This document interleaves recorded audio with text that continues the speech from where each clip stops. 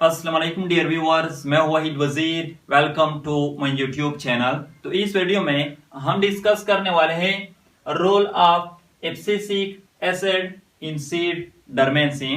तो पहले हम सीड डर्मेंसी को लेते हैं कि सीड डर्मेंसी का क्या मतलब है।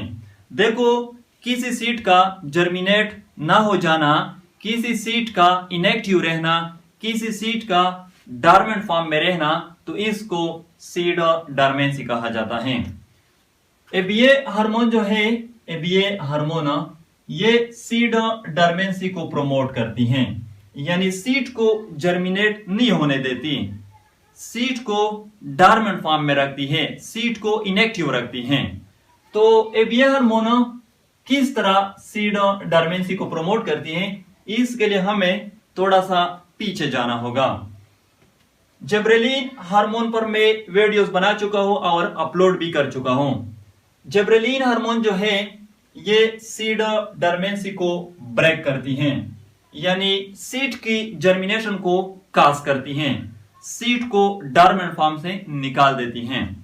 तो जिबरेलिन हार्मोन किस तरह सीड की जर्मिनेशन को कास करती हैं, इसका मैकेनिज्म में डिटेल में बता चुका हूं। तो जिबरेलिन हार्मोन जो है ये सीड में हाइड्रोलिटिक एंजाइम की सिंथेसिस को स्टिमुलेट कर लेती हैं, सिंथेसिस को प्रमोट कर लेती हैं। और ये हाइड्रोलिटिक एंजाइम फिर सीड में जो स्टोरेज फूड होता है उसकी ब्रेकडाउन को काज कर लेती हैं, और एम्ब्रियो फिर उस फूड को as a source of energy use करती हैं, जिसके नतीजे में एम्ब्रियो जर्मिनेट हो जाती हैं सीडलिंग में। तो एबीए हार्मोन किस तरह सीड डर्मेंसी को प्रमोट करती हैं। ABA hormone actually hydrolytic enzyme की सिंथेसिस को इनहिबिट करती है, स्टॉप करती हैं।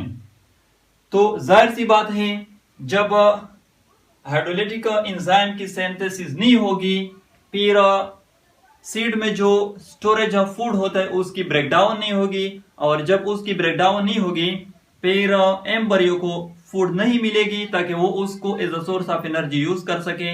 और जब एम्ब्रियो को फूड नहीं मिलेगी यानी एनर्जी नहीं मिलेगी, फिर एम्ब्रियो जो है वो जर्मिनेट नहीं होगी और सीड जो है वो डॉर्मेंट फॉर्म में रहेगी। तो इस तरह एबीए सीड डर्मेंसी को प्रमोट करती हैं। यह था role of abscisic acid in seed dormancy. I hope आप लोगों को वीडियो अच्छी लगी होगी। Thank you.